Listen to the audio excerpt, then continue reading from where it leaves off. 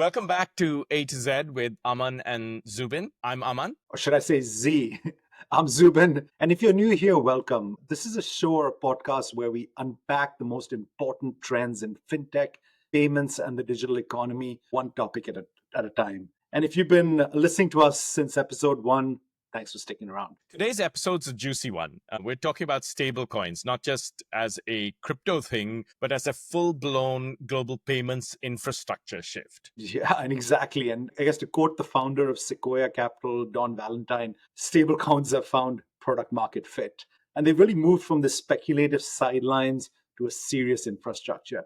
And we're not just talking about hype, we're talking headlines, partnerships, regulation, and ultimately profitability. So Zubin, I thought I'd kick us off with a quick frame on why this moment feels so catalytic. To do that, I thought let's revisit money itself and how it's evolved and why stable coins may just be the next chapter. Can't wait. But before we dive in, I'm on quick note for our viewers. Everything you hear on this podcast is really a reflection of our own personal views. None of these are anything with any of the organizations we've been affiliated with or are affiliated with. Also, these aren't financial advices, just two dudes riffing about, what the ideas that are shaping fintech and the future of money. I also point to note is while these are balanced, these are likely positive views of where the market could be based on recent developments. So, I wish we could predict the future. These aren't financial advice. And obviously, these are just our riffs and runs between us. So with that, Aman, why don't you take us down a bit of history lane? Yeah, thanks, Zubin. Historically, we've described money when you were in basic econ class. You learned money was four things. It was a medium, a measure, standard, and a store of value. And that's been the case for 3,500 years from cowrie to crypto today. But when we think of the digital age, I've been working on a new framework, and I wrote an article about that, a blog about that, and it's around 5 pillars. The pillars are portability, privacy, pace, price, and I could never say this. Programmability. And so, Zubin, in the interest of time, let me focus on the last 3. Right. Yeah. So, pace in terms of like the speed of payments. Domestic payments have seen a sort of like an unbelievable renaissance with the real-time payments, and we've both been directly involved with the India UPI and Brazil PIX revolutions, if you like, where they are pretty much managing majority of the payments, and it's happening in real time across 80 to 90% of the use cases. But when it comes to cross-border, payments are still slow. Outside the top 10 corridors, companies like Wise and even, Swift's GPI do a pretty decent job. But outside the top 10 corridor, it's still days. And stablecoin brings an interesting perspective then. We'll come back to that. Price, which is the second one, is about like domestic. The cost of carrying this money is still pretty high, especially when it comes to overseas. Cross-border fees could range from 1% to 12%. And stable coins promise like razor-thin costs. Of course, there's a challenge around on-ramps and off-ramps, which are still a hurdle, and we'll talk a little bit about that. These could cost as little as 0.1% or as much as 7% at a crypto ATM. Stable coins offer a real opportunity for us to differentiate on price on cross-border. Last one around this is programmability, the word I can't spell or pronounce. Stable coins or on blockchain make money more intelligent. It's immutable access to structured data, smart contracts.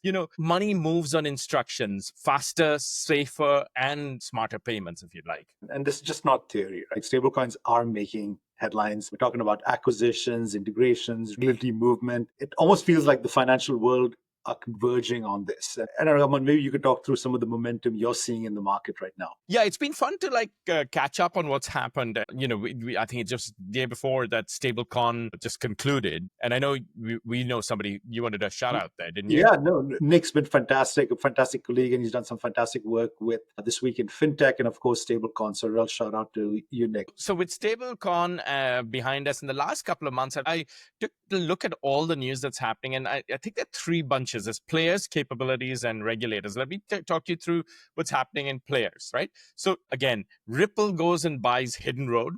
Then it goes and bids for Circle. Circle then files an IPO. Visa, second story, Visa then invests in BVN, which then partners with WorldPay. It's like for those of you who watch Bollywood, it's like love triangles inside love triangles in one movie. So the players has been fascinating. Capabilities too, like Stripe, which bought Bridge, launched. We covered this just a couple of weeks ago on the Stripe session, where they've launched stablecoin accounts for 101 countries. That means small businesses can use stable coins in their day to day in 101 countries. That's massive. Circle launched its payments network. Incredible. I'm sure we'll talk a little bit about that and how it's like the sort of modern Visa or MasterCard. And then Coinbase rolled out the 402 protocols for making micropayments super easy. So lots happening on players and capabilities. But I think the game changer has been regulation and a real shift in the US to a supportive environment for crypto, but specifically around private stablecoins, with the move away from CBDCs, which is unique to the US, towards private stablecoins. And then the proposed Two Stable Act and Genius Act that essentially, in a nutshell, are aiming to clear frameworks and ownership structures, which has been a real fillip to the stablecoin movement. And as goes US, so goes the world. So everything from EU to UAE are now developing progressive regulation around that. The net result is institutional legitimacy, programmable infrastructure, and regulatory clarity. That's why I think, Zubin, we've got a stablecoin moment going on right now. You might be onto something. Listen, just to shift gears, let's talk a little bit about incremental values. Let me turn tables on you, Zubin. Question for you. Do stable coins actually offer incremental value compared to, say, other forms of money movement? We've got like established systems like ACH, wire transfers, credit cards, and even international remittances. What's the unique edge, in your opinion, that stable coins bring? That's I would say the billion, or should I say the $1 trillion question, Aman, right? And I kind of break it down in, if you look at the short term, the biggest beneficiaries will be really stablecoin issuers and financial institutions that enable them. And I think what's notable is these are the same FIs that once kept a distance from stablecoins, really lumping them with the broader crypto brush, really. But that's fast changing, right? And you're kind of seeing that in the market here and now. In the medium term, we're going to see that value shift to more practical, high friction use cases. Think corporate treasury, think B2B settlement, think cross-border payments. Again, outside those top 10 corridors that you talked about. These are areas that have real pain points that are real and persistent. And stablecoin really offers a more agile, cost-effective alternative. But to me, the real unlock in the long term is really about this notion of programmable money. And it's not just faster transactions, but it's really money that sort of executes logic, enforces rules, integrates directly into your business flows, business flows or workflows. And this really is not just incremental, it's really transformational in my opinion. Yeah, Zubin, I totally agree with you. I think there's a fundamental shift underway. We're moving away from adding layers on top of an old financial system, things like APIs, dashboards, wallets that we've grown up doing, to building entirely new rails for this kind of money movement. And I think stable coins are sort of like at the heart of that. Let's put it this way. This isn't about putting a new skin on top of legacy infrastructure like Swift or ACH. This is about just rewiring the pipes, embedding programmable money directly into how value moves, right? So, I mean, imagine FX that settles instantly and autonomously, money that doesn't just move, but thinks. It follows rules, it triggers actions, and integrates into logic. And that opens up a whole new frontier in financial design, I reckon. Yeah, no, it really does. And it's like a new financial operating system. And the irony of what's interesting of all this is if you go back to the founder of Visa, Dee Hock, for those of you who've not read much about Dee Hock, I'd highly recommend you listening to, I think there's an acquired podcast about him, which is really great. But if you kind of go back to his founding vision of what Visa was meant to be, he really envisioned a system for electronic value exchange that really transcended currencies, form factors, and underlying technologies. And if you kind of go back pre-2008, prior to Visa's IPO, it really was an association. There was no central, it was a decentralized structure across banks. And in many ways, I almost feel like stablecoins are bringing that full circle. It's almost achieving those borderless, technologically agnostic vision he laid out, 60, 70 years ago. Zubin, our listeners are being treated to not just the future of money, but the history of money, thanks to you, Z. But, I mean, speaking of D Hawk, let's talk about D Marcus, so David Marcus. I think at Stablecoin in 2025, just a couple of days ago, he said something that I thought was really nice. He said, money is like water. Let me get it right. Money is like water. It will find the path of least resistance. I think what we're seeing with stablecoins is this transition of a crypto native tool to sort of like a practical solution for global commerce, driven by sort of all the inefficiencies and pain points within the existing financial system. I think it's a pretty exciting evolution. Um, you know, but look at we've got so much to cover. Let's talk a little bit about business models and let's shift gears.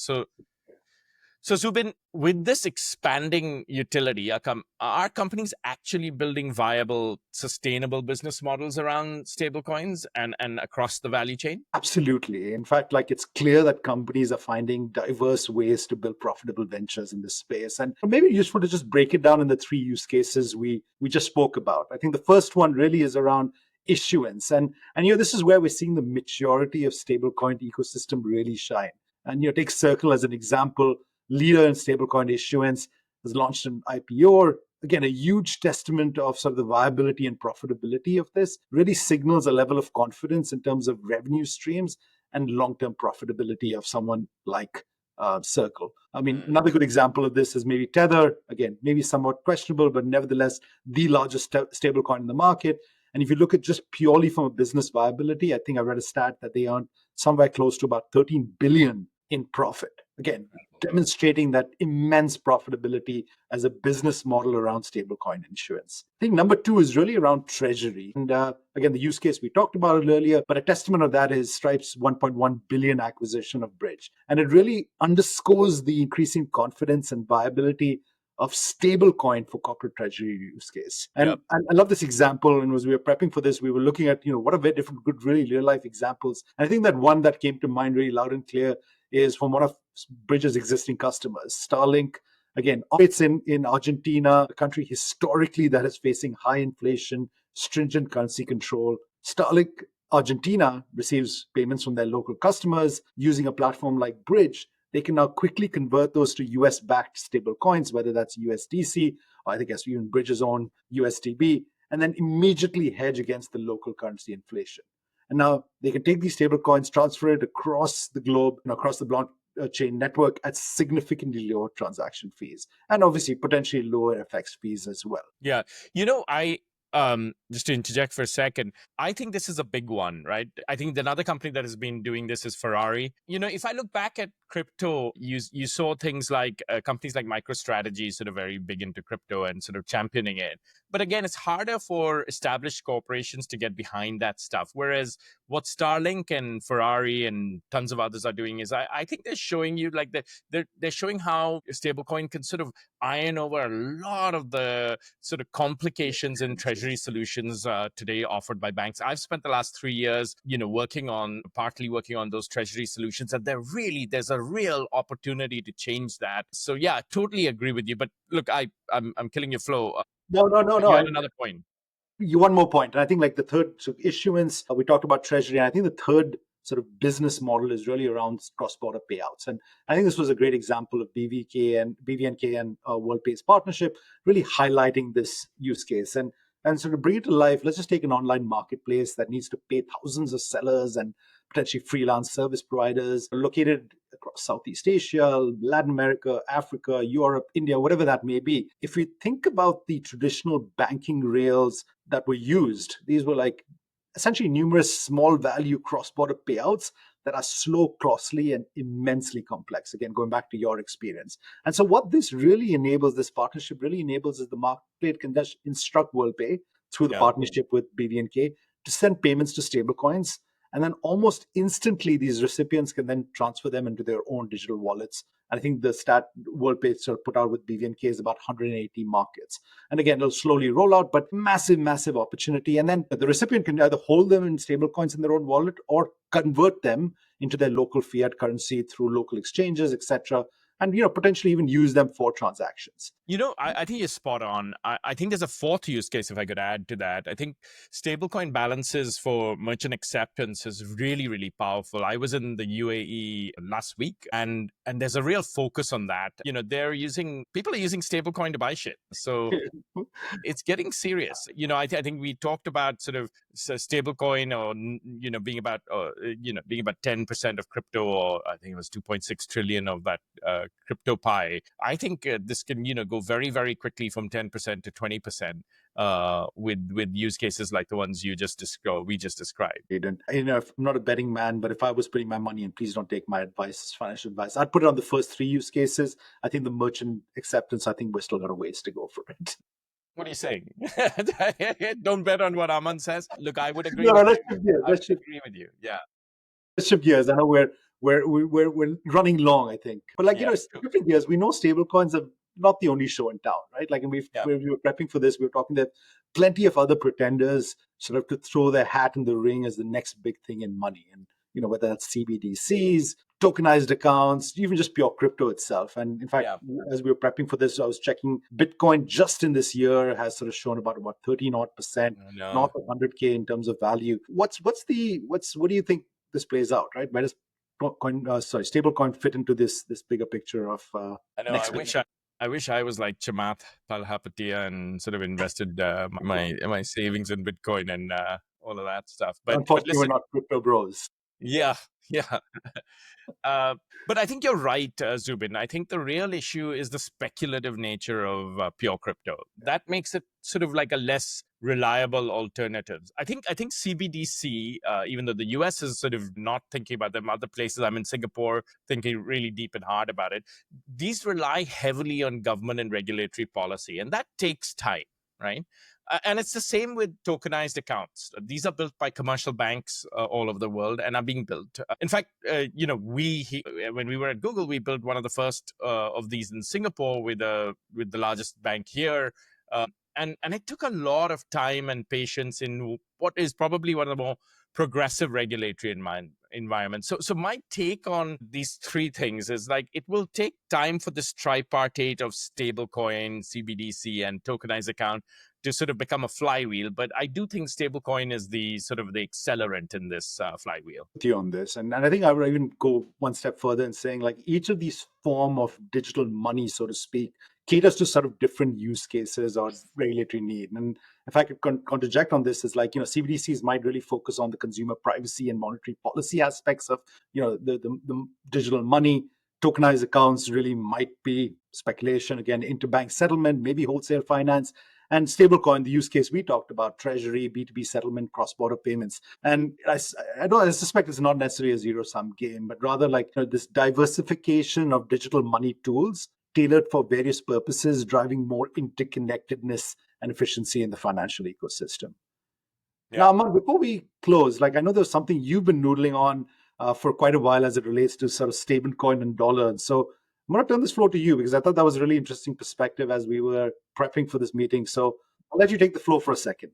Yeah, Zubin, thanks for that reminder. I've been reflecting, as we talked about, on my work across banking, fintech, and sort of platforms, and thinking really deep and hard about the future of global money, as you do when you're a payments geek. And I've been thinking about something which I like, for the lack of a better word, I call it the dollar dilemma. Let me explain. Here's how it goes. Right? Stable coins today are overwhelmingly backed by the US dollar.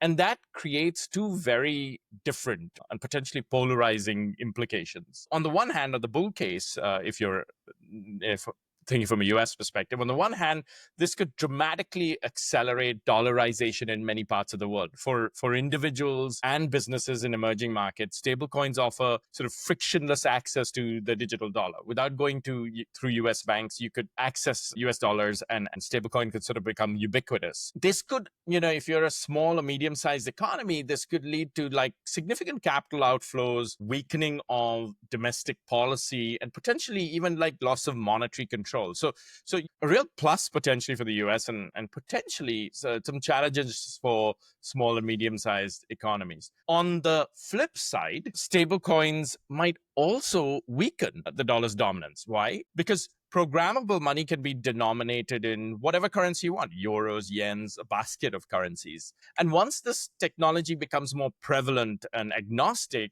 potentially the exorbitant privilege that the US dollar has could be eroded as people sub out US dollars for a basket of currencies for cross border trading. And essentially, what this leads to is a bigger question. What happens to the banks that built their franchises around dollar clearing, the cities, the HSBCs, the JP Morgans of the world, where business models rely on hugely on custody, compliance, and the control of global dollar flow in the face of sort of an inflection point? I think it's early days.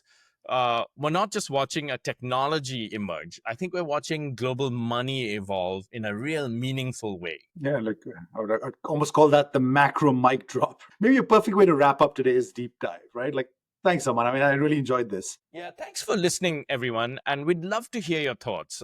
Please DM us, leave us a review. We're now available on pretty much every podcast channel. So please share this episode with someone who may be curious about the future of money. We'll see you next time at A to Z with Aman and Zubin. Thank you. Thanks.